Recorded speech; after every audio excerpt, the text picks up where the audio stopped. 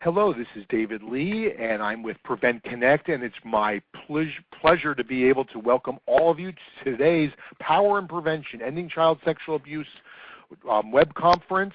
Today's web conference, Bridging Knowledge in Child Sexual Abuse Prevention, Promising Practices in Indigenous Communities.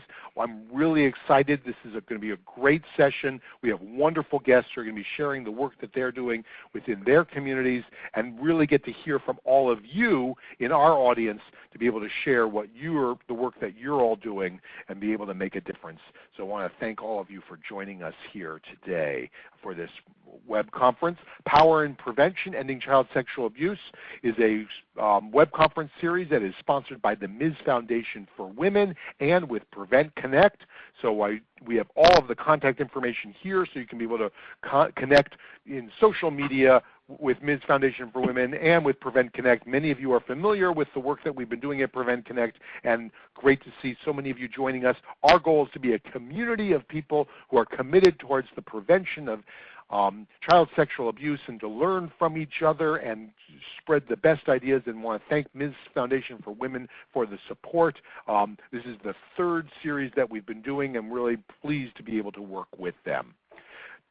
I want to talk just briefly about the technology. To learn about the technology, one of the things you can do is I want to get people to raise their hand. If you look at my picture on the left and look at above that, there's a little hand that says my status. Can people please raise their hand? Go ahead, raise your hand.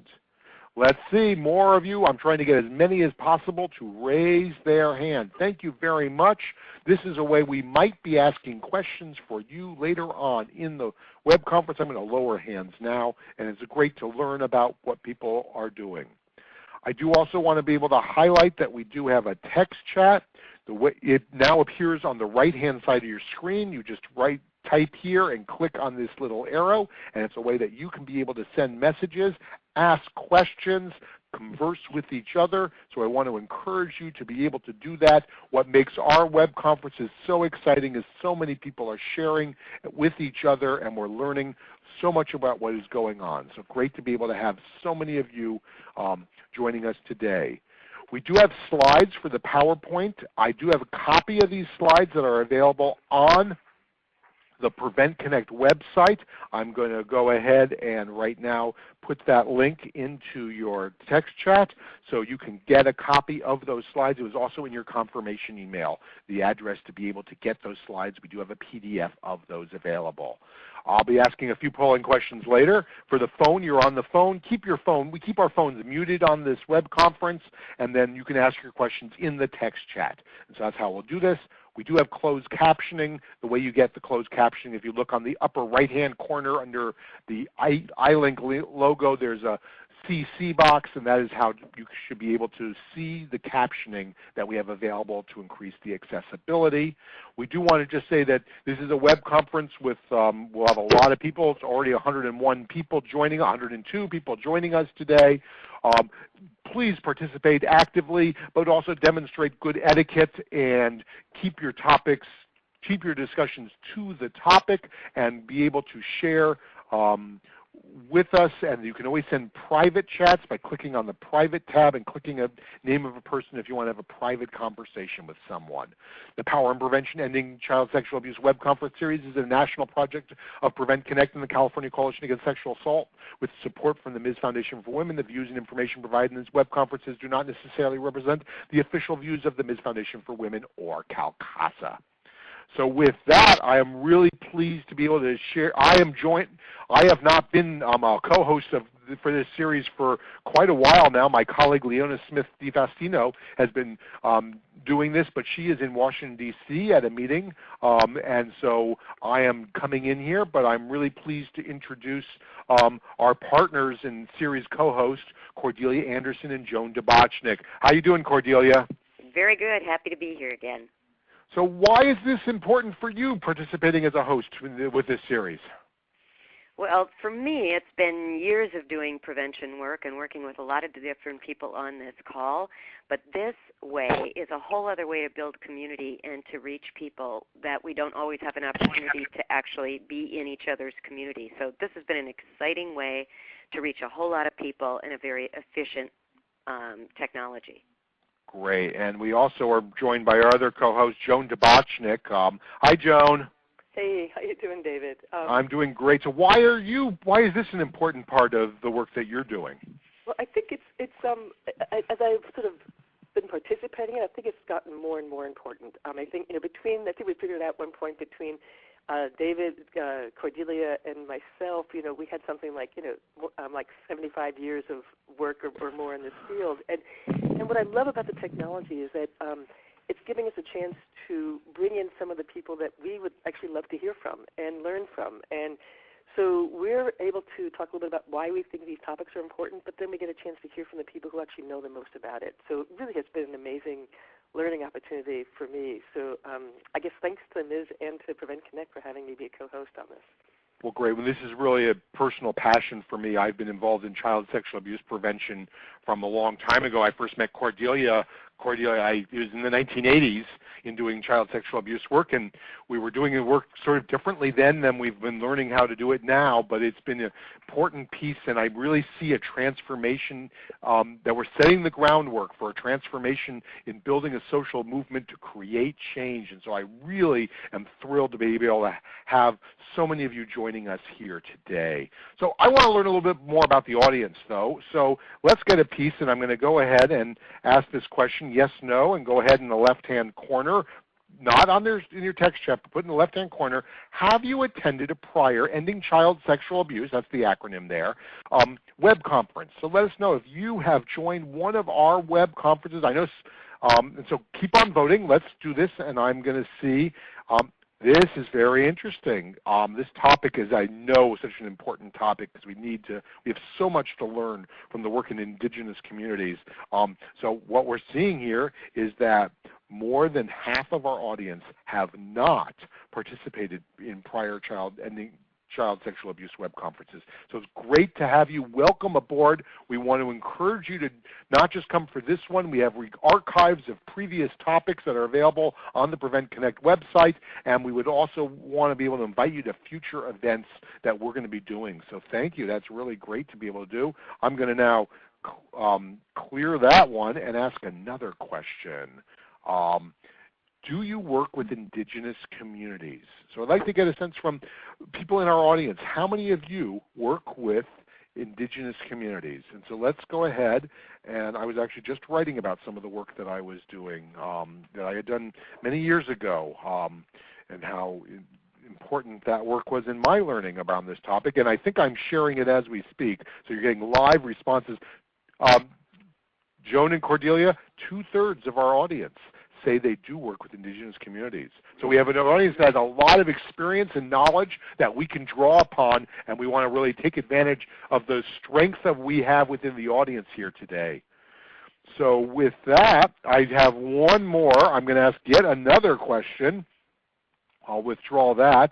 And my next question is actually going to be in the text chat. What are you hoping to get out of this web conference? So let's go ahead and let us know. What are you hoping to get out of this web conference? That's why I'm saying that, because I'm typing it at the same time. So let's go ahead and see what people are trying to get. So Georgia talks about the latest best practices, knowledge and tools to use, knowledge. What are things that you are looking for? As much information and understanding and tools to share. Tools, new viewpoints, ideas to enhance, culturally specific resources, knowledge and how to apply it, a better understanding of child sexual abuse and how to incorporate it towards my future career. Well, that's great. More validation. I think that's an important part because there's so much that we're doing. Better tools, knowledge, tools, practice in a standardized fashion, tools. What not to do or say when serving these clients, culturally specific resources. So I'm seeing resources, knowledge, and tools are really the themes where Indigenous communities are using restorative justice practices with offenders and victims, best practices. So Joan and Cordelia, I'm seeing a lot that people are very excited about. Joan, why don't you talk about what we're planning to accomplish during today's web conference? And I'm going to give the podium to you as you can talk about what the learning objectives are. Fabulous. Thank you so much, David. And it is exciting to see what kind of expertise we have in our audience today. So I'm hoping people will be active on the chat here. So in terms of our learning objectives today, what we're hoping is that at the end that you'll be able to describe child sexual abuse and prevention dynamics, particularly within Indigenous communities. Be able to name 3 elements about culturally specific programming. And last, to identify some key strategies and some promising practices. I think these are the tools that people are asking for. And we want to talk a little bit about why we felt that this session is so important and part of the series. And I think that for me, I guess I'm hoping that this webinar will highlight some of the importance of understanding a community before you begin to work with it, before you begin to think about offering services. And in doing so, we will learn, and that's a lesson I think that I had to learn over and over again. I think I'm finally getting it. But as you listen, what I think is, for me, particularly with this webinar, I think you understand that there are some very different values and assumptions underlying the work, depending on which community you come from. And I'm going to make just some broad generalizations, but I think it's helpful to make a point where study after study has shown that the primary values of Indigenous cultures are more about a collective responsibility, about tradition and security. And in the non-Indigenous cultures, you see much more focus on individual responsibility, along with sort of achievement and competition. So those are very different kind of values. And I remember the first time that I ever presented to some tribal nations in New Mexico, and this was my presentation actually at that point was about what we know about child sexual abuse and actually about the people who offend as well. And I remember a man came up to me at the break and said, so with deep humor, said that, said the problem with you white people was that if you could, you would cut off your head to get rid of your headache. And you can't do that with headaches, and you can't do that with sex offenders. And to me, that was such a great wake-up call to understanding the values that it's important to understand and talk about. And this quote in particular by Chief David Keenan always speaks to me, where it says that there's no such thing as a dispensable person anywhere in this country, and we must quit treating them as such. And understanding that if we are living in this throwaway culture, that we need to make sure that we don't throw away people as well. One of the key, I think, really shining examples of how I've seen this applied is actually in the First Nation Hollow Water in Canada, where they've used this community holistic circle and healing project.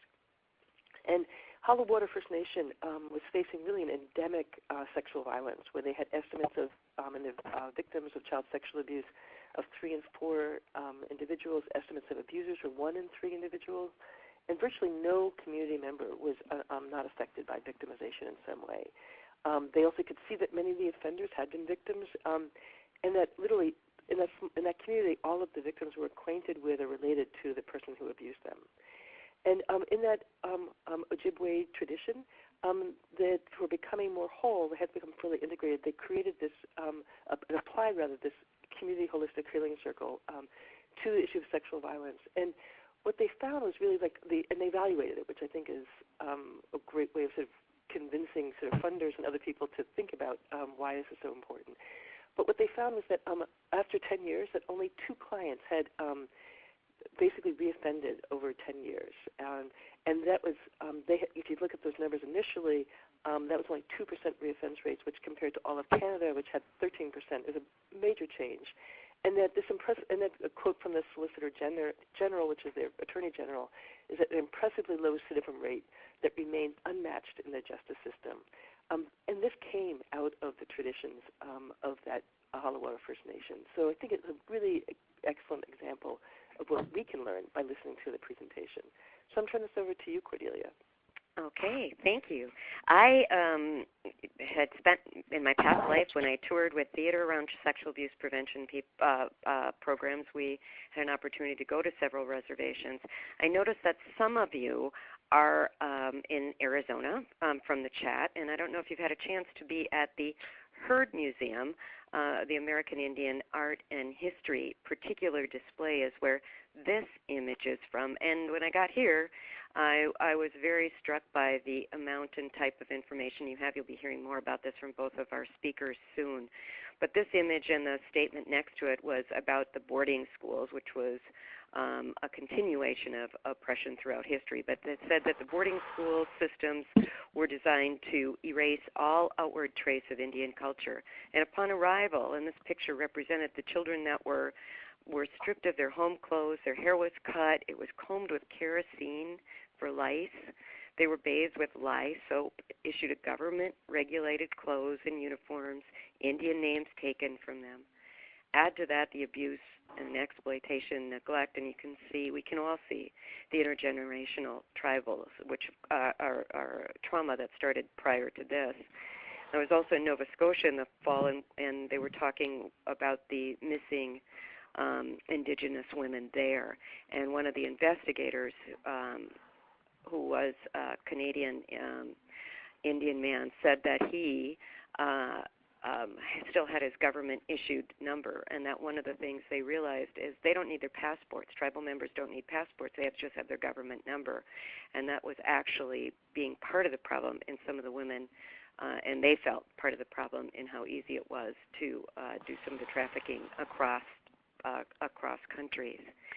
And just recently here, too, I think, although I didn't have a slide of it because it happened after I put this in, Dr. Sandy Pierce here in Minnesota did a presentation for our Sexual Violence Prevention Network on the history of depictions of American Indian women in media and how that plays into the vulnerability and systemic oppressions. So there's a lot of information coming out. I was at a SESH conference in Portland, and they opened with a drumming circle that was all different tribe survivors, and they talked about overcoming abuse and healing in their communities that was so served by the Wellbriety movement.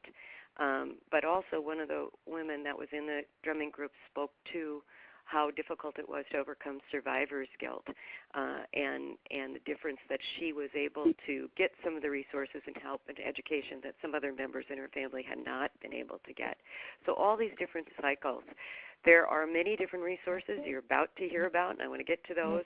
I know at the National Center for Missing and Exploited Children, they now have a grant safety program for working with tribal communities that came out of working collectively and cooperatively with different tribes to put on summits to say what of their resources that they have were needed and how could they be what needed to be changed. So the grant is focusing on awareness, prevention, law enforcement training and resources, but they've also established a Native American Advisory Council of tribal leaders and those organizations that are representing them.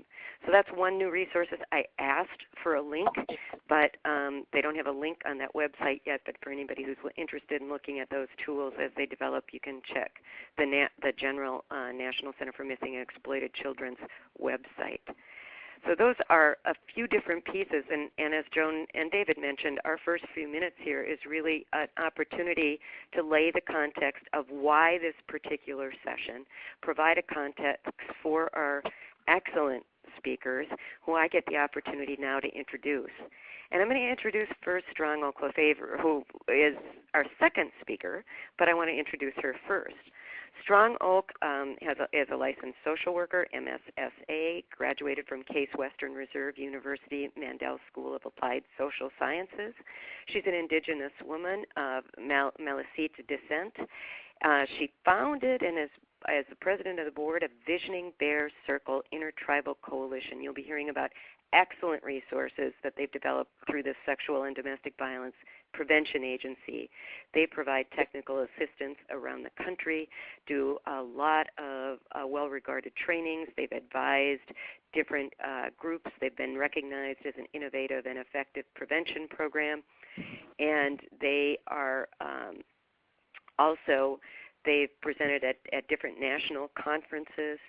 And you'll be hearing about how they talk about the circle process in addressing prevention and accountability.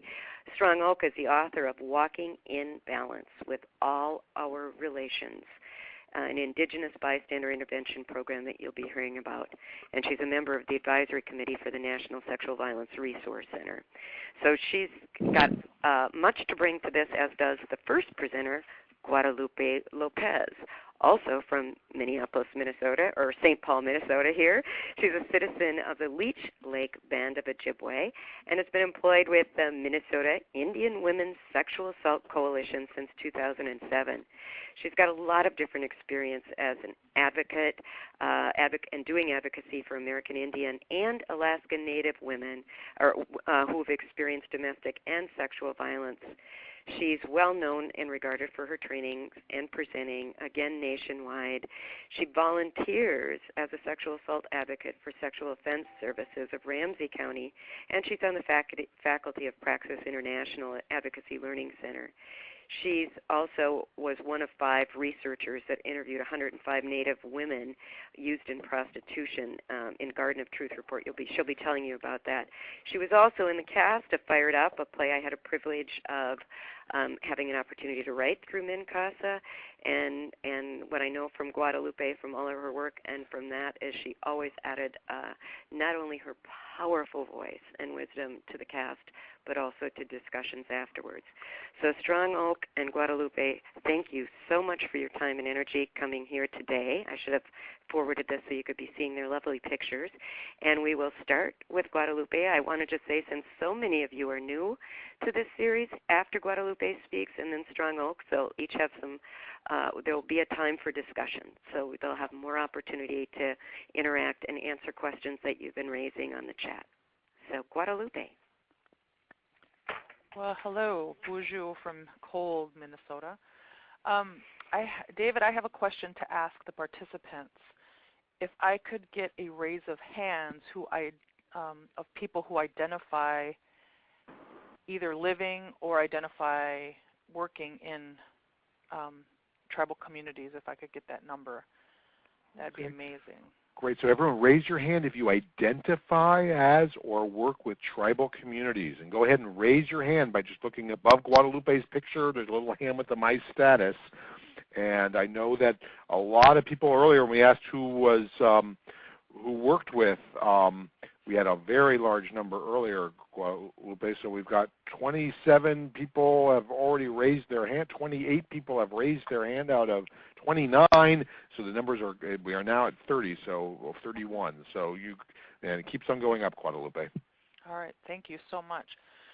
And the reason why I ask that is I do recognize that a lot of times we work in all kinds of different communities, and so I wanted to say, first of all, thank you for wanting to. I was reading some of the chats. Thank you so much for wanting to make sure that you're doing things in a good way, in the right way for the people that you're serving, and how important that is. So wanted to start off with that. I also wanted to kind of talk a little bit about, and as Cordelia said, I did the play Fired Up, where for the first time I spoke about my own perpetration as a child. For lots of years I was scared to talk about that kind of that victimization. Guadalupe, I'm going to jump in. I believe you talked about your own victimization. Correct. I'm sorry, what did I? Perpetration. Oh, excuse me. Yes, my own victimization. Sorry, I'm nervous. Lots of people on this call. So, my own victimization. And I think a piece of it was I'm okay with dealing with adults, but that children factor is really, it's like there's a different place in the heart that it sits. So, talking about that, in my lifetime I've had 5 perpetrators. In all of those 5 perpetrators, I have never once went to seek any other help other than telling my mom, right? And so sometimes that's where a lot of stories stop. And they also can stop depending on how that story is welcomed in by the person who's hearing it for the very first time.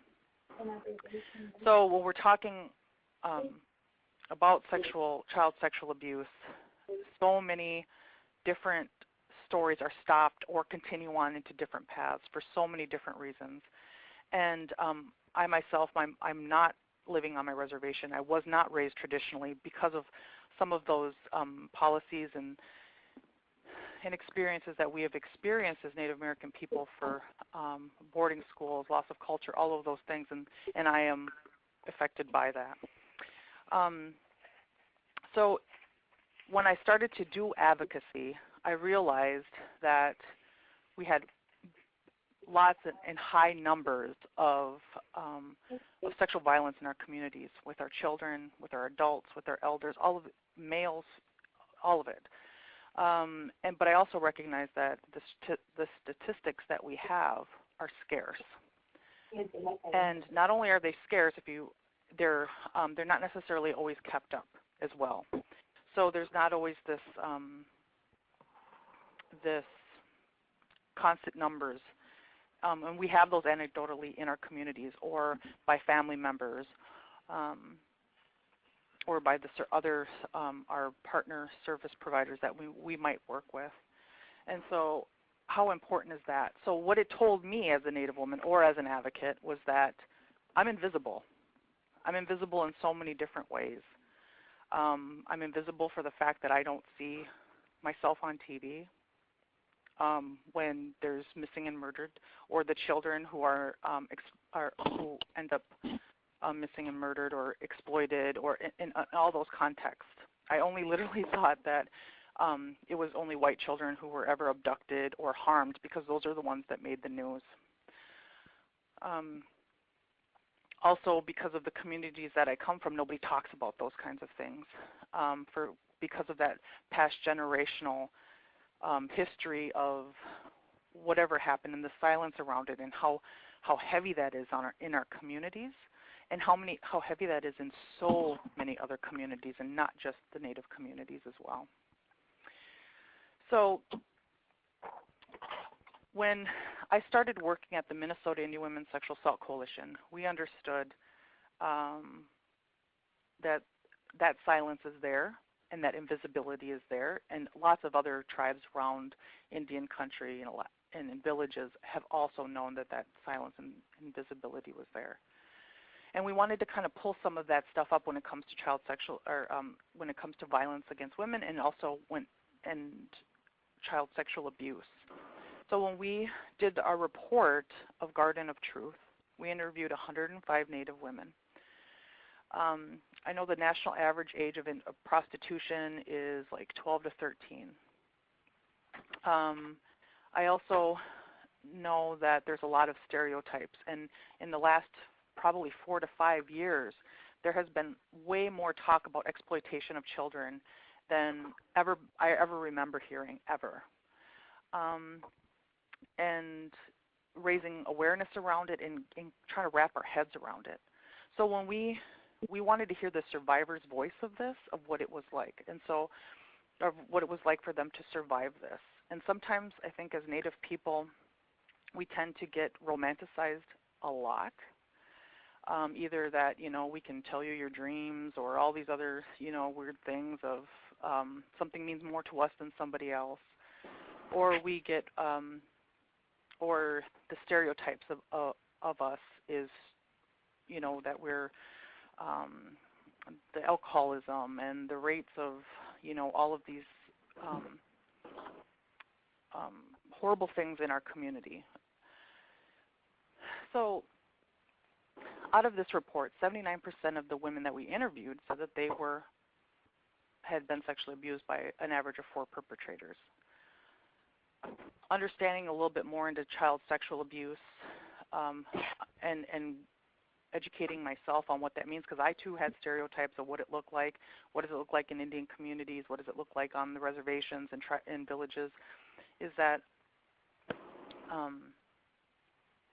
nobody's necessarily talking about it, and they think it happens in different places, and they have a stereotype of who that looks like.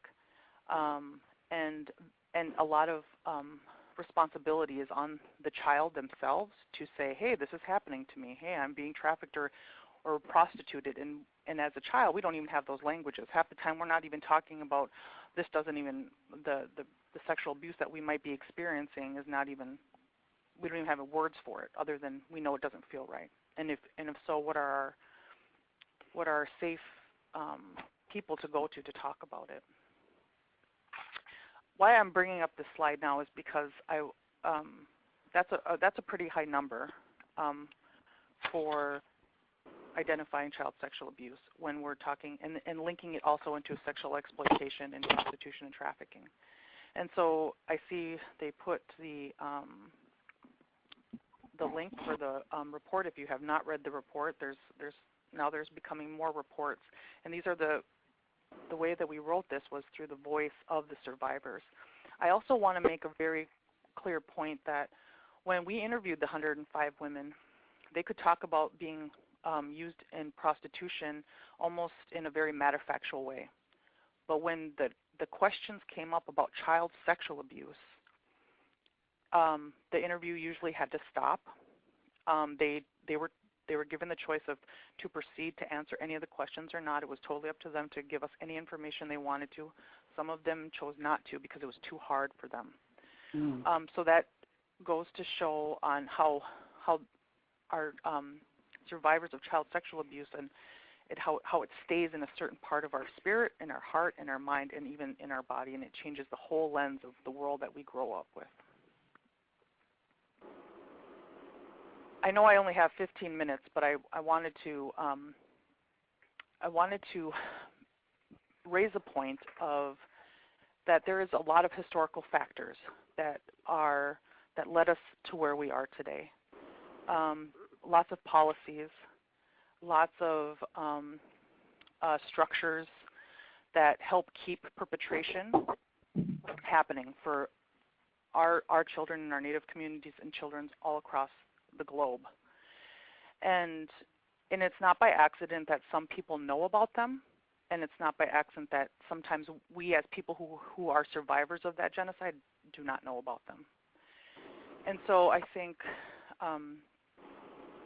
I wanted to make a point of we're pretty lucky in some tribal communities and actually in a lot of tribal communities that we did have a natural way of dealing with our own justice system and our own accountability and what did that look like. And we could go back and we could say, like, I'd love to go back 500 years of what we once had. And I don't know if it was as utopic as maybe I want to really truly believe, but I do know that there was a different lens in which we looked at when we were viewing humans as sacred, that children were sacred, they were closest to the Creator. And I know that not just Native American communities believe that. I know that there's a lot of different religions and nationalities and cultures that believe that. But the current structures are what keeps sexual violence and child sexual abuse and all of that alive in our communities. And if we don't talk about it, if we don't necessarily talk about how that affects justice, how that affects healing, and how that affects like movement into growing healthier societies, and if we don't do it across the board with all different nationalities, then it will always be stunted, and it's usually on the backs of the children that have to come forward, or the non-offending parent a lot of times that has to jump through the hoops to make sure that child is being taken care of correctly, or the safety measures is really a lot on that non-offending parent. So when I talked about all those, when we're talking about tribal communities, what sets us apart from other communities is that we have different systems to navigate. We have the federal, we have the state and tribal and other local systems. And we have an inherent sovereignty as Native people, which a lot of people don't understand, which even some tribal people don't necessarily understand. What does that mean to be a sovereign, to have sovereign rights and self-determination as an individual, as a child, as a woman, as a man, or as a nation in a whole? And I was just having this discussion with some of my coworkers, is that when we're thinking of children, so many of our systems, whether they be schools or other systems, child welfare, other places, there's so many there's not a lot of room for individualism in any of those systems. And we like to say there is, but sometimes realistically they're not. And what does that mean? And what does that mean for true sovereignty for Native communities when they're adhering to state protocols and practices that don't necessarily fit who we are? And we've been so oppressed as tribal communities that we're like, well, this is the way it's been, this is the way we need to move forward if we need to get the money to do the work for the people. And are we truly being helpful, and what does that look like? So that leads me to believe that within those systems, we're not going to really deny the fact that there is racism. And so I think that is a really important, crucial piece. And when I am addressing sexual violence with one hand, with my left hand, in my right hand being put out at the same, in the same way, I am always addressing racism because of our invisibility, because of the way things play out or they don't play out for our people. And a lot of times, not a lot of people come into our tribal communities and necessarily want to be more of the saviors and helpers other than what is a true ally, and what does that mean? And in order to address any kind of sexual abuse with children, we need to understand our role as allies and our role as privileged in whatever system that is that we have, and how important that is. So I have this picture up of this awesome little hobbit house knoll because to me this represents what an ally could be. Like, my house looks different from your house. So when you are coming into a tribal community or working with other people, whether they be from your same tribe, not tribe, you don't even identify as their culture or not, you want to make sure that you're doing your homework to find out all of the layers of oppression that is happening in that community to make that child vulnerable to child sexual abuse in the first place, and how to do that without judgment and blame. And when I was reading some of the chats, I seen that some of you had said those things. And I want to say thank you, because we are born with judgment, and for good reason, and it depends on what our second thought is after that. But when you're coming into a community to help for whatever reason, understand all the dynamics. It's easy to point fingers at the non-offending parent of how did you not know, and or that family is just that way, or all of these other things that could be happening with that. But I just wanted to say on how important that is to remember that you are a visitor in their home. So real quick, talking about prevention, some of these questions, are we having these kinds of questions in our community? The doing this of children? And if so, what if some of the names of the people we know come up? What does that mean? Why? We can keep on talking about, we understand like the history, but we also know that not every person that is perped on is going to perp on other children. I'm a case. I was sexually abused. I didn't sexually abuse anybody else. So what are the systems being held in place to keep our children vulnerable in certain communities? And how do we hold them accountable? And how do we do it without shipping them off to prisons and without treatment? Because we know that that's not working, or else we wouldn't be having this webinar today. We'd be having a different webinar today. And how do we, and who is supposed to hold them accountable? And what does that look like? So I just wanted to, it's hard to talk about all of these important things in a very short time and to do it in a very personal way. But I want to say thank you. I would love to make sure that I'm a resource for anybody that has any questions, or how do we start having those conversations in our communities, what does that look like? Because it's going to be different in every community and whoever's sitting around that table. So, Miigwech for listening, and I believe I'm out of time, and I don't want to disrespect Strong Oak's time. So I think I'm going to end there. Great. Thank you. Guadalupe, thank you so much. It's, I just find listening to you, I could go on listening for hours. I wish we did have that. But and we will get to have a chance for you to hear from you also as we get back to the Q&A after Strong Oak. But in the meantime, this is a question that I want to ask also the audience, and also to ask you to think about this as well. Like, what do you, given all that you've covered here, which is a lot, what do you think is the most important about this that you've been describing to consider, particularly when we're talking about prevention? And I was wondering if you can maybe speak to that, and also for the audience to also, if you have some ideas about what you've heard from Guadalupe, what you think is the most important from a prevention point of view. So Guadalupe, do you have any thoughts about that? Well, when our efforts are considered towards prevention, one of the things is that we talk a lot about the victims, and we don't necessarily talk about there's a lot of invisibility on the perpetrators and what that might look like. And we do a lot of kind of justifying on what that means. And so there's not an easy answer for prevention, and I think that it's going to take so many minds to come up in so many tries and fails. And I think because how important it is to everybody, it's scary to even try. Like, I want to try 3 times this one thing.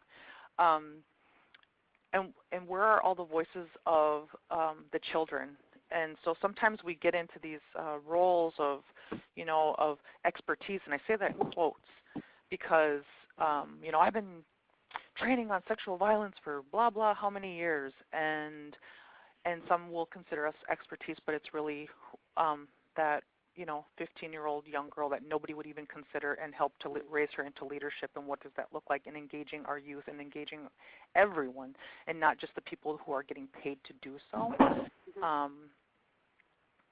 And what does it look like for the people who've done the community harm? What does that really truly look like for them to be held accountable and welcome back in the community in a different way, to know that they're needed in a certain realm? And so how do we welcome them back to make sure that they are safe, but they are not causing any more harm to the people of the community that they're returning to? Because realistically, they're returning. Yeah.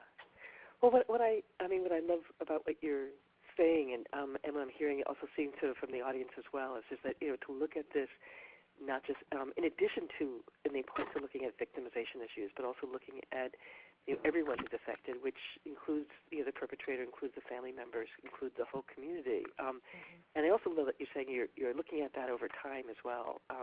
Often what we do is just as there's an allegation, we respond to the allegation, and then it goes away. And you're sort of saying, no, we have to look at this, the implication of that over time. And other things that people are talking about is of looking at community-specific prevention strategies, sort of, and ensuring that the strength of the community is really taken into account as well. And so I think that the fact that some of the other questions that come forward here is that recognizing that there's no throwaway people. We can't throw away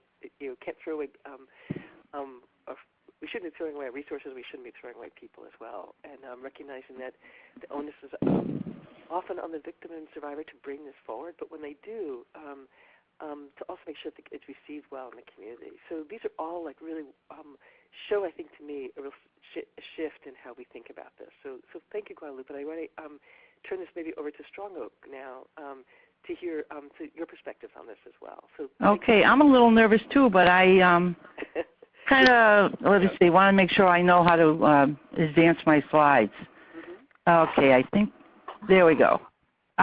Really listening to you, Guadalupe, really just brought a lot of things up for me. I know myself, the statistics that you cited are really ones that I've personally seen in my community where I live in Massachusetts, and also in my personal family. My dad and my aunt were both residential boarding school survivors, and yet I didn't really get to know that till much later in my life. And in this photo, what I have here is a picture of George Washington because I really wanted to address the systemic nature of gender violence, especially addressed to women of color and indigenous people in particular.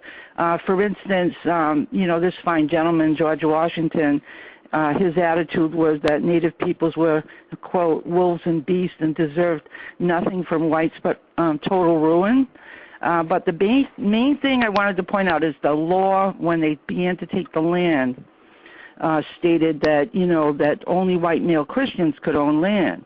So they othered all women of color, they othered the environment, they set up a system of unequal distribution of the economic fruits of one's own labor, and environmental injustice to boot. And so in that wonderful law that they passed, they set up, this idea of women being objectified, both Mother Earth, which women see themselves in indigenous culture as one and the same with the land.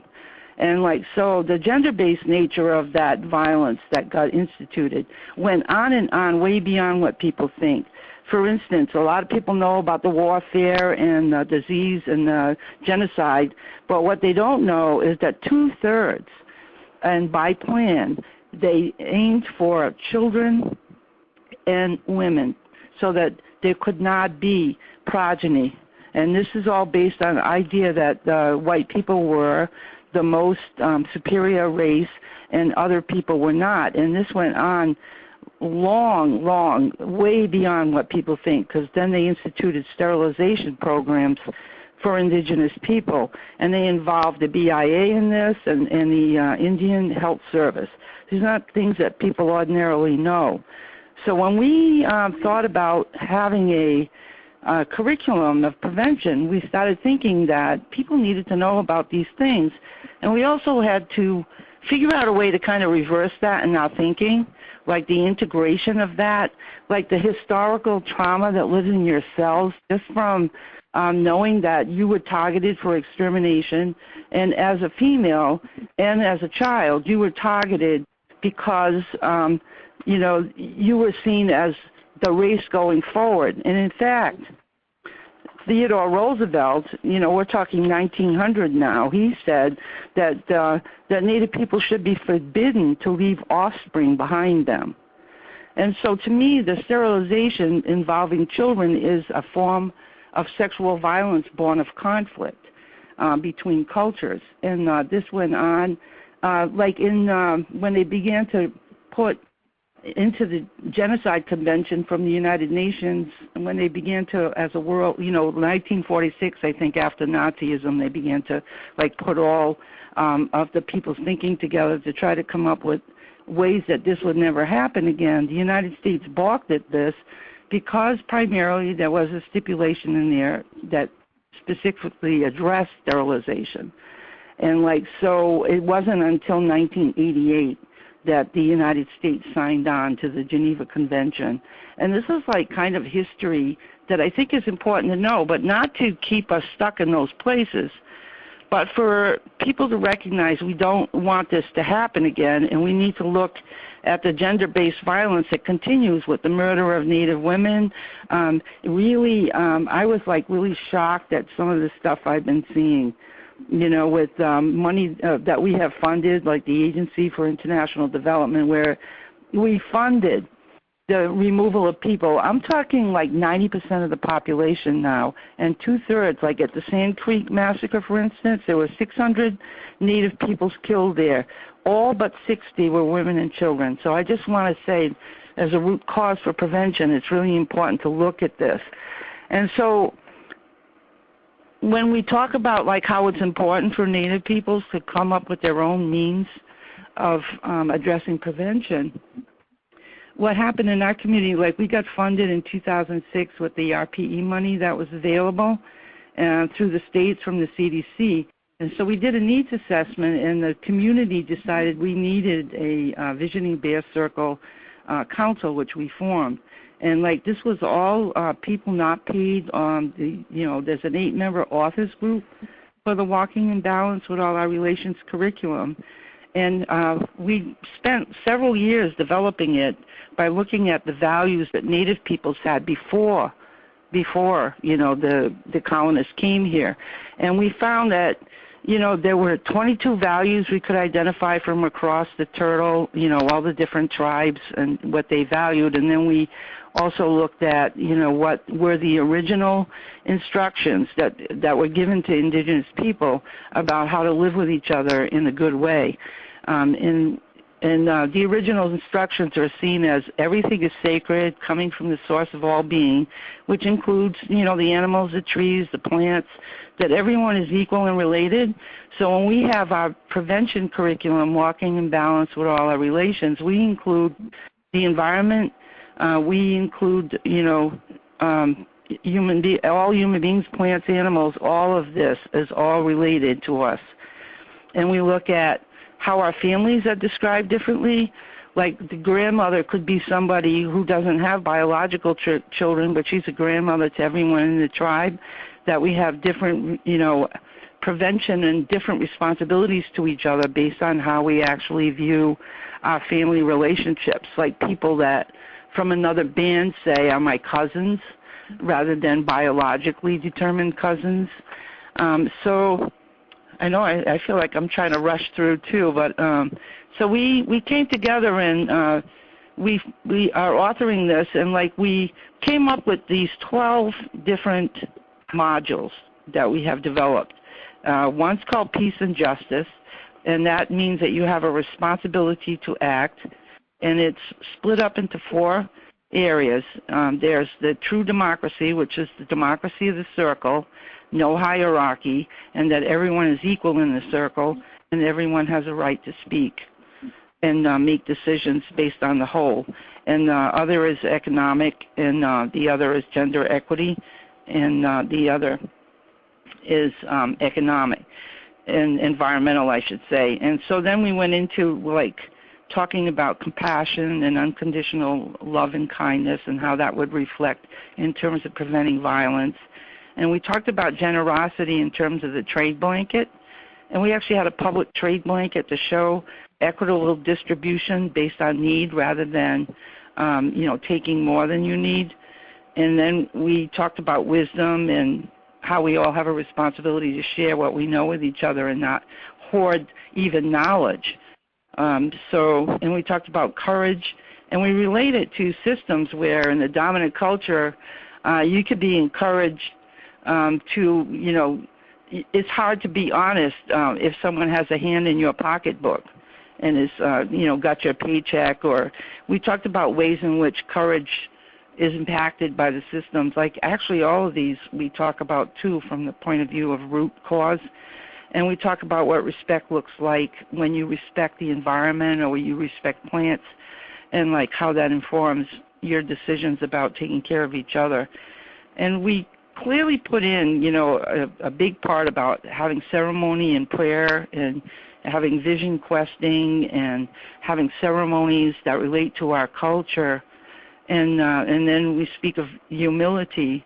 And part of that is some of our ceremonies, like sweat lodge ceremonies, where you literally recreate, the Earth Mother, and then you go on all fours inside to recognize your humbleness in this presence. And then part of that is honoring all the ancestors that taught us how to, deal with food, how to, how to cook it, how to prepare it, how to teach things to each other, how to share with each other, and building empathy. And all of this is in the context of the land and the indigenous knowledge and the idea that the circle is the main thing. So I said a lot there. And this curriculum, is in the process of being evaluated. And it's been totally culturally determined and designed, and the evaluation tools are culturally designed. So we're really excited about this because it's a prevention curriculum that will be for adults, elders, children, and young and teens too. It's we're building in stories to tell, and it holds us accountable to each other. the circles too for the like the conflict. I mean, we couldn't separate out those who do harm from those who are harmed. That they would have a circle and a space and be accountable if they could get some, treatment, and also engage in a circle of support. So I don't know where I'm at with time here, and thanks for advancing my slides.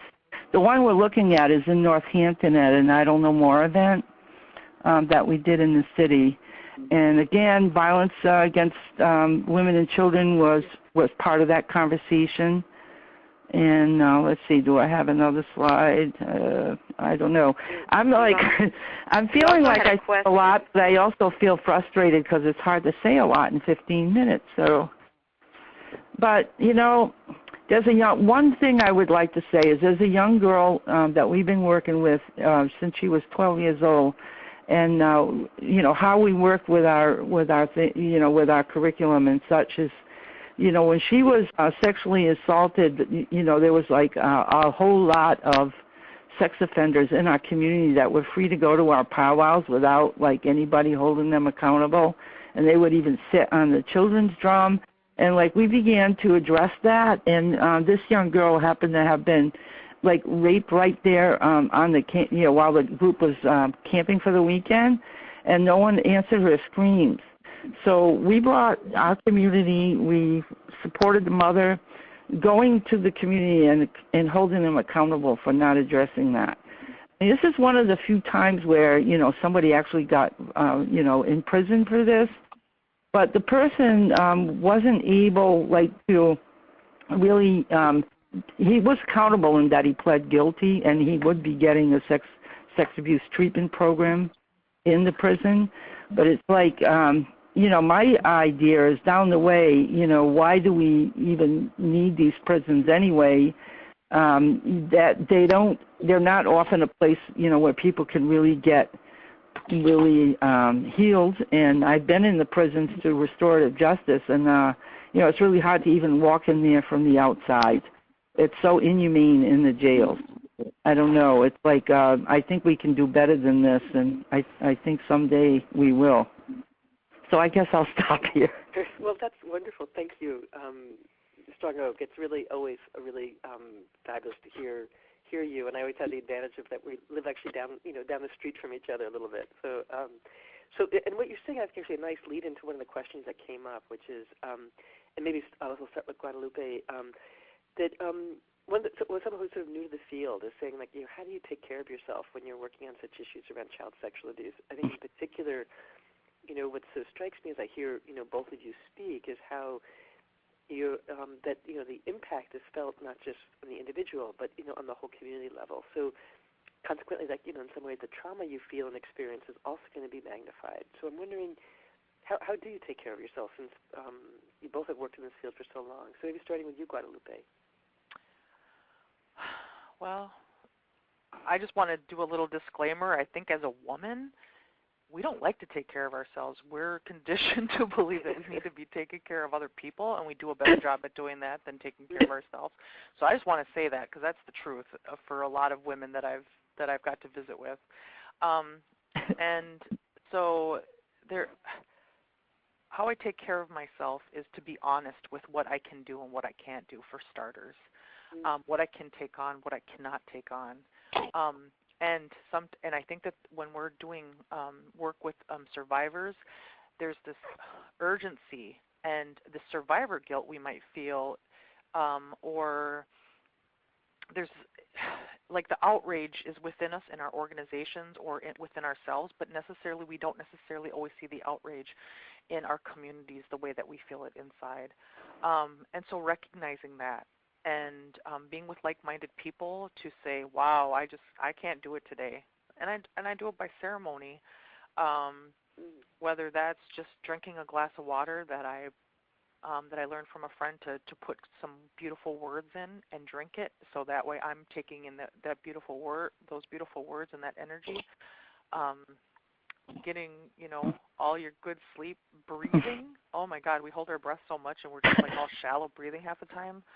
There's so many different things that we could do, and I think that's one of the reasons when I work in the coalition, I need to be working and volunteering as advocacy. So I have, and that's a piece of my self-care. Some people wouldn't view it that way. They're like, you're overdoing it, but making sure I'm with the day-to-day people that the advocacy, why we do advocacy, and then doing it on a different platform as coalition work.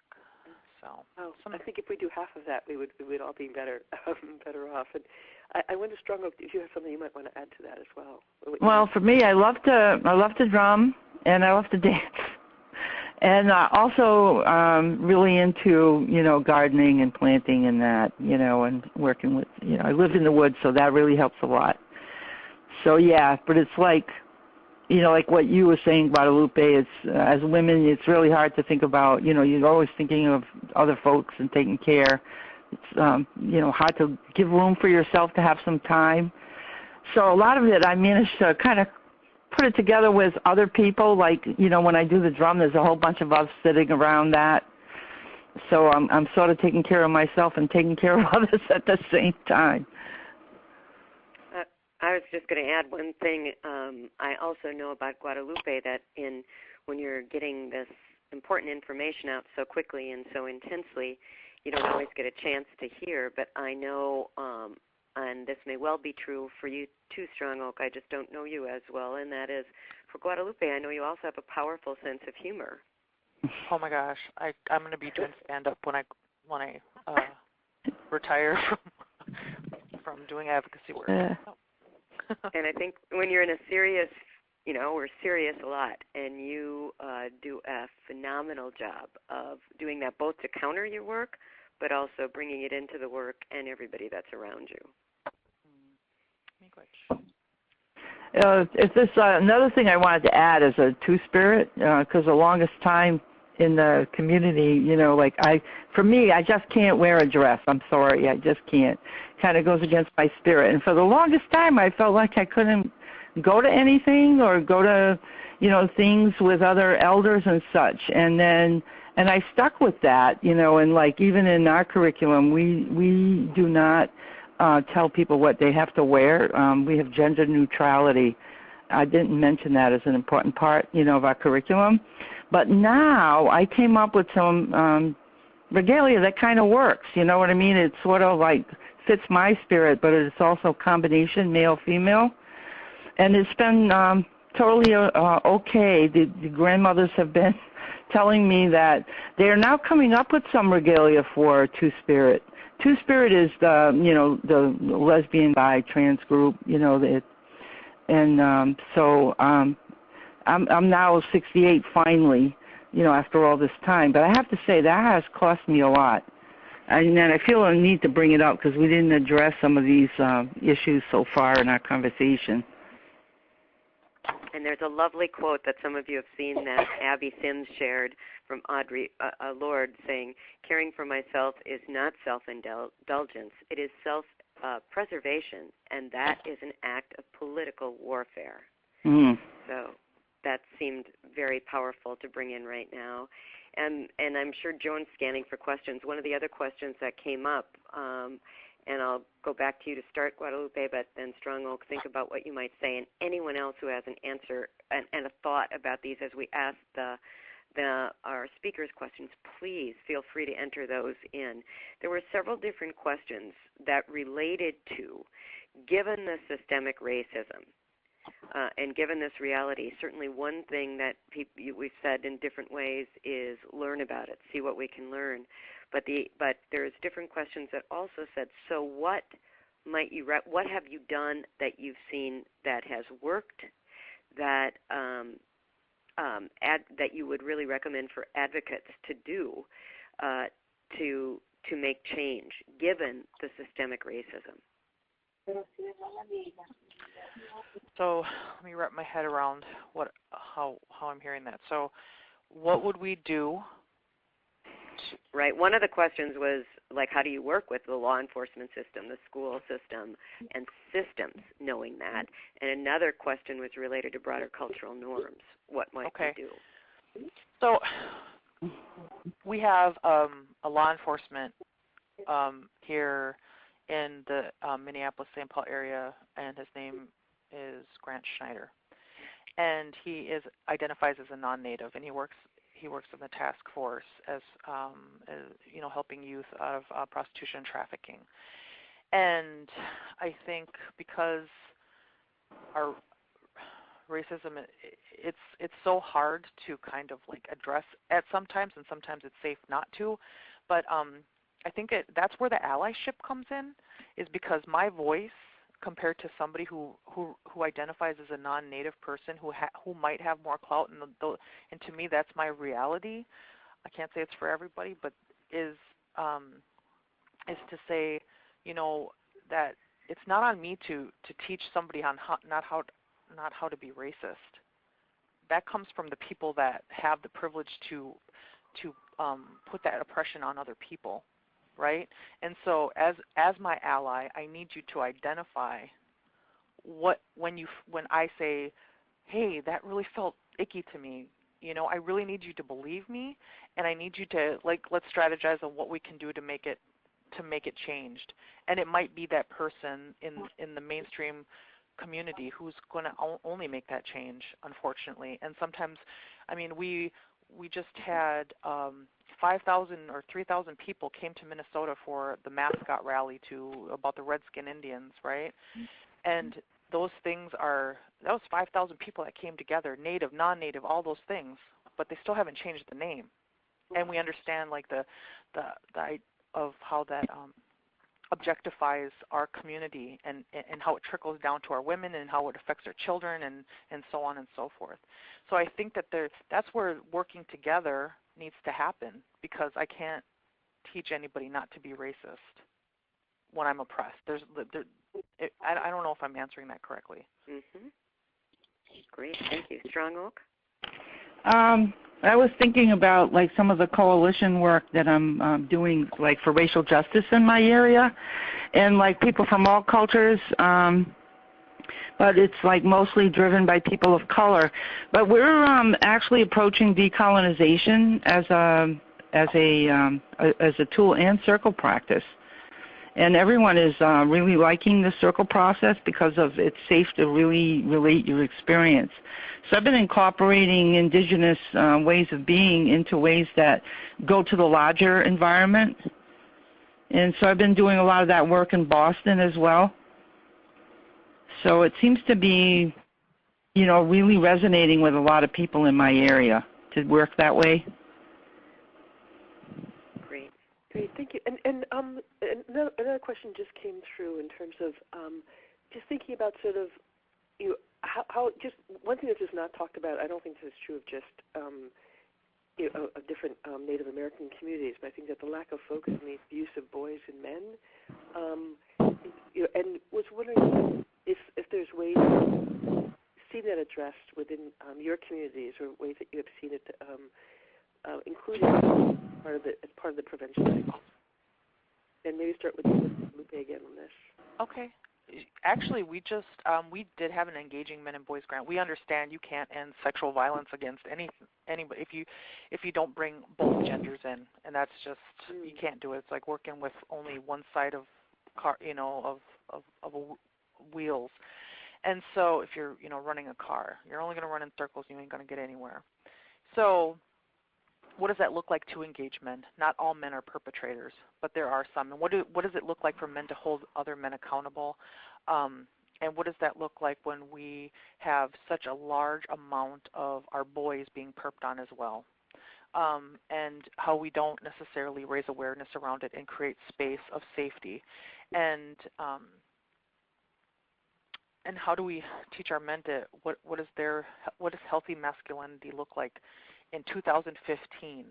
We understand, we hear lots of things from our elders or our communities or from books telling us how we used to be as Indians sometimes or as Native people, and currently those things don't necessarily can fit on who we are today for a lot of reasons, and sometimes they can. And so bringing those things back of possibly coming of age ceremonies, what does it look like? What does it mean to teaching a man, a male and a female roles of healthy sexuality? We're not taught. I was never taught healthy sexuality. I was taught kind of like the little gossipy things at school from other children, which were rarely correct, and they're probably more harmful than they were helpful. So we're not even having any of those healthy dialogues, and those happened. And when we're talking about something as taboo or as scary as sexual violence, and we don't even ask those questions, has anybody ever done this? Because we sometimes don't know what to do because of our own victimization, and we never told. So we don't create space for each gender to have that, to have those healthy talks. And stronger, Guadalupe, stronger, would you add anything to that? Yeah, I was thinking that, that coalition I was telling you about, we actually have more men than women in there. And I was amazed at the safety of the circle allowing for free expression. But I think that, one of the impacts of the culture has been to make it much more difficult for men and, very difficult even for any man and Indigenous men to be able to admit or acknowledge, the kinds of hurts that they've suffered, And I think making that safe, and to me, the circle is a great way to do that. And it has to be something that men feel really drawn to and engaged by. And so I think men talking to other men is really important, and being accountable to women is important as part of that process. There's another question here about, and it might might be giving more information about circle, or you might have a whole other take on this. I'll start with Guadalupe since Strong Oak just answered, but then we'll go to both of you, and that's how to really have a gender-inclusive, safe space without reinforcing the oppression. How do we do that without reinforcing the oppression we're trying to overcome? How do we have a how do you create gender-inclusive, safe spaces without reinforcing the forms of oppression that we're trying to overcome? Is one of the questions that was raised, so that it really makes it safe for males and or cisgender people taking and having space during that dialogue. Well, that is going to depend on the individual persons that come to that. I think these are really hard to answer, because I have my own reality of how my own family is and how in the communities that I work with, and then I'm like, oh, I have 10,000 examples. But I think that there just has to be some truth telling, and there's a lot of oppression and hurt in each individual person that comes with, and so there's going to be a lot of unlayering, and you have to be patient with it. Is what that looks like. I mean, each individual tribe was colonized in a different way. Tactics were done to them in a different way, and so those really shape our lens that we look through on a daily basis, right? I'm Leech Lake. My experience is going to be way different than my relatives from Upper and Lower Sioux, because they had different oppression tactics, and then our views are different. So I think it's almost like this promise to listen and find the 2% of what you relate to, and it's okay to agree with that, or agree to disagree in a respectful way, I guess. And I think those things naturally come out once there's trust built in those dialogues, and they're not going to happen just by one or two sittings or meetings or circles or whatever. It really comes over time, and you can't you have to be persistent and consistent, always raising those issues and being honest with the community dynamics.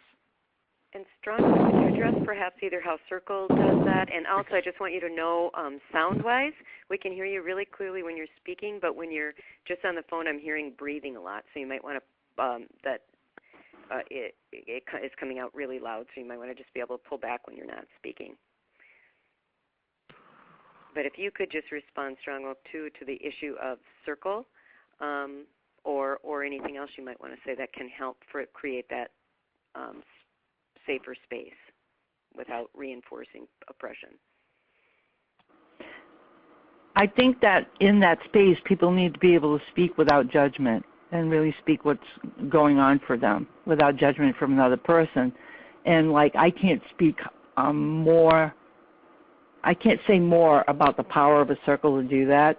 And I'm not talking about just circle where everybody talks one at a time. I'm talking about like real circle process where a person needs to listen to 90% of the time and is only speaking, the 10% of the time. So the emphasis on the listening and understanding that the circle is bigger than the sum of its parts, so that it's like respectfully listening and being transformed. I really, really find that that's the biggest way that it can happen. Getting people into the circle, that's another thing. Being able and willing to do that. So to me, it's sort of like multi-prong approach. Here we are, like providers, like Guadalupe was saying before, it's like preaching to the choir, but it's like getting to people in their homes, in their communities, in the places where they are, and going and doing every chance you can get, every conversation you can have. Because I know a lot of the grandmothers and the elders tell me that they're not treated necessarily with respect. And they're the ones that have a lot of knowledge about the old ways and some of the ways in which the circles really work. And, getting folks to listen to them, you just got to keep plugging at it. I don't know about what your experience is, Guadalupe, but, getting people to the place is a big piece.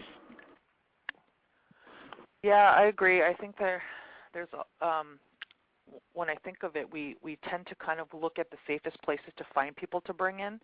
And then there's people that have been kicked out of certain services because they necessarily won't comply or whatever. But if we're talking about children,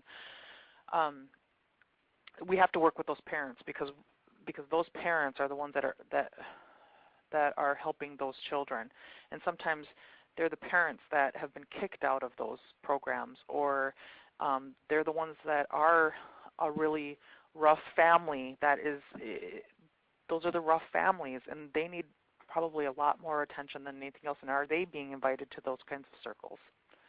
Not the ones that are like, oh, I would love to hear more about this. I would love to share it with you.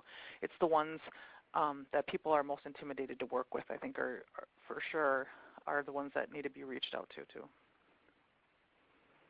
And there's a comment from Patrick Lemon saying that he's had the experience of being in Strong Oak circles and certainly speaks to the power of having 90% of your time listening. And I've also been able to be in a lot of circles, and that is so true. That is such a gift and so powerful to have that time that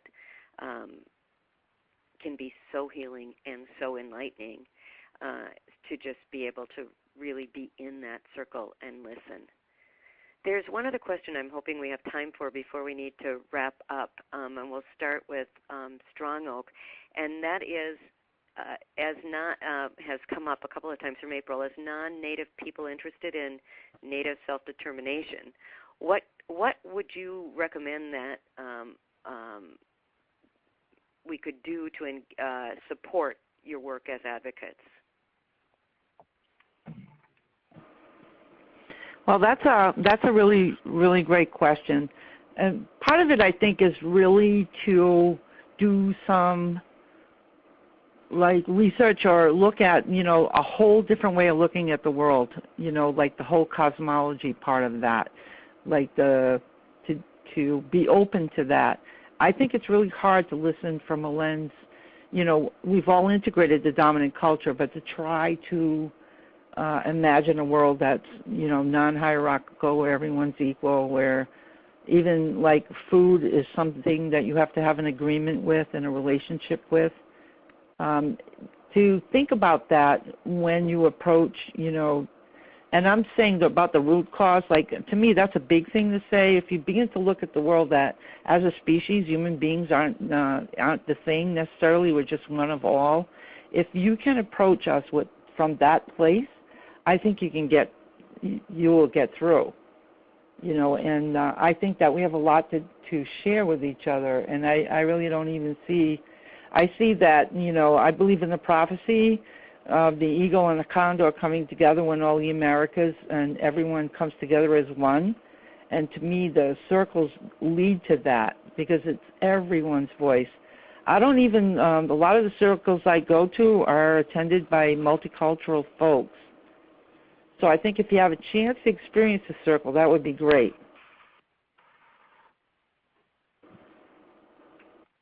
Guadalupe? I think when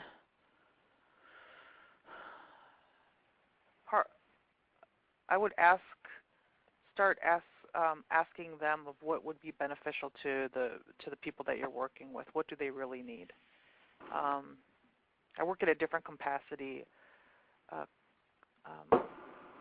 than other people, and so I can only speak to what I see in my own experiences. So I can't, unfortunately, I can't give you a blanket statement as far as like, well, do this or don't do this. But come in as a good, recognize that you're being a visitor, and I recognize as a tribal woman from Leech Lake, when I go visit like another tribe down south or wherever, that I'm still a visitor. Just because I'm Native doesn't mean that I'm going to automatically relate eye to eye to the tribal people there. So asking questions, getting better understanding, make sure that things are very very transparent,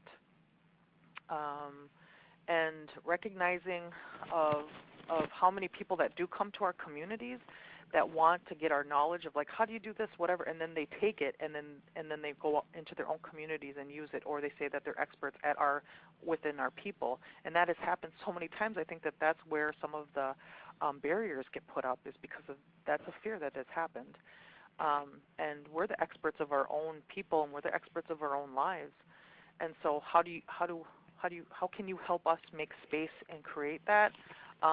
That will be on an individual basis, and working with the people that you're dedicated and that you want to work with.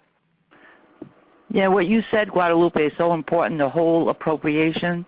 I really see that a lot in the restorative justice work that's happened in some of the places where people forget where they got that from. Thank you. We are at our point in this web conference where we're the question to you and to everyone that's on, and I'm sorry we didn't get to all of your questions, but this is a time to after listening to all of this, what's one action that you really can suggest that you either yourself or you'd like to see others or us collectively take? And while everybody's typing in their ideas, we'll start with Guadalupe and then go to Strong Oak to say, what's one action that you can really suggest? And again, you can answer this as that you'd like to see individuals do or us collectively do, or you want participants to do. But I know a number of the questions are also around your curriculum, Strong Oak, and how available it is. But let's start with Guadalupe. What's one action? How do we engage youth in doing that? Okay, and how to engage youth and Strong Oak? Let's see, how to engage community. How to engage community.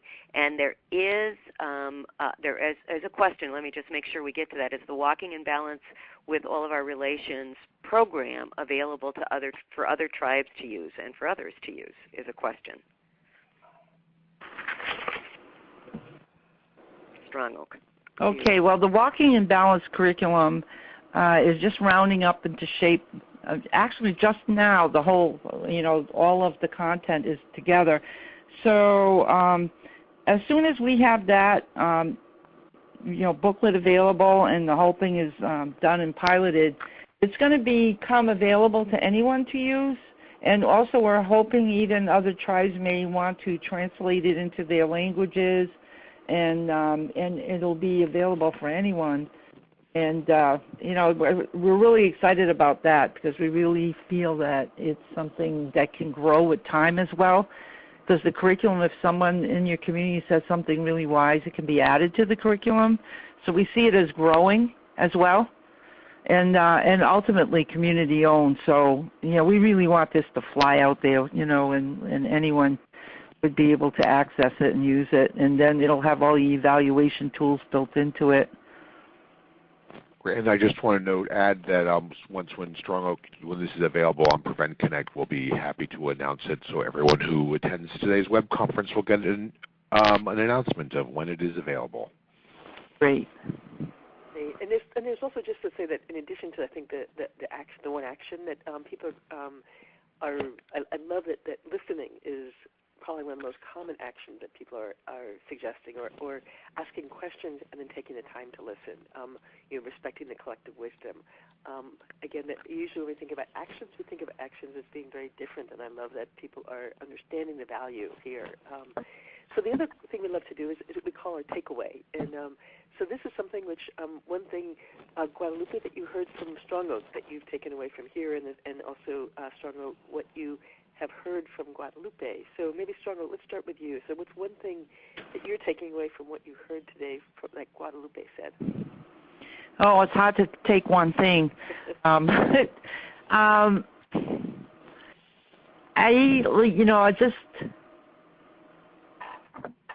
Like the things about self-care and the things about, how all the communities are not all the same. Really important to, approach things from that place of understanding and acting like a visitor when you go someplace, and being respectful like you would be whenever you visit. And I include that in myself. If I go to visit where Guadalupe is, I come as a visitor. That's wonderful. And Guadalupe, what's one thing that you learned from the conference today? That sometimes you can't always be in your head of what you already know of around child sexual abuse or the violence that we experience in our communities, but you have to sit with the people and be with the people, and do that more often than not. So what does that mean to really be with them? So, David, I think we're back to you now. Okay, well, great. Well, thank you. And people have been sharing, and we're asking people if you can share your takeaways in the audience. That would be great to be able to see and learn from all of you. I want to really thank all of you for participating and joining us today. We do have the contact information. Guadalupe Lopez is at the Minnesota. You have her email address and her email and her website and a phone number. And for Strong Oak, we have this. Strong Oak does not have a web presence, but you can like Visioning Bear Circle Intertribal Coalition on Facebook. So we want to encourage you to be able to keep in touch via Facebook. So I thank both Guadalupe and Strong Oak for joining us today. And I do want to alert you all that we have our next Power and Prevention Ending Child Sexual Abuse web conference. It's going to be the last of this series. Is going to be on, we're going to actually have guests, Cordelia Anderson and Joan Dabachnik, along with Karen Baker from the National Sexual Violence Resource Center, talking about a really fabulous document called Pillars of Policy for Child Sexual Abuse Prevention, and talking about the 6 pillars of talking about this work, and so that's going to be coming on March 18th. Announcements will be coming soon, so please sign up and let people know about this. We do have recordings. Someone said, can I put the text into the in the contacts into the text thing, so I'm going to go ahead and do that a little bit when I finish talking. So that is when our next web conference is, and I want to encourage all of you to join us. And if you want, there's also recordings of our other previous Power and Prevention Ending Child Sexual Abuse web conferences. We've done over 20 of them, and they're on a wide variety of topics, and a really important resource, I think, for all of us. And thanks to the funding from the Ms. Foundation for Women, for us at PreventConnect, being able to work with Joan and Cordelia to present to you this series. So with that, I want to thank all of you for joining us today, and this was a really interesting and exciting session that I'm with you, Strong Oak. There's only so little time, and there's a lot more that we need to talk, but I think this is getting to be the next step in moving forward. So any last words, Joan and Cordelia? Just want to add to the thanks of Guadalupe and Strong Oak and all the participants the actions you were talking about with not hoarding your knowledge and sharing it. This is an opportunity to do that, and everybody really is jumping into that with sharing power of patience. And Guadalupe and Strong Oak people also were appreciating the strength of the leaders and showing that we have such incredible leadership in our communities, and being able to hear those voices was very appreciated. So thank you. I just want to add my thanks to David. Nice to have you back, and PreventConnect and Ms. and all the participants and speakers, and my co-host Joan. Okay, it looks like. And add my thank you as well, because it really is a fabulous learning opportunity, and I feel like I learned so much today, and I really appreciate the vulnerability and the power and the vulnerability that you both brought to today's topic. So thank you, and thanks to the audience. Okay, thank you all. We appreciate it, and we will see you at a next future web conference. Thanks a lot. This concludes today's web conference on for Power and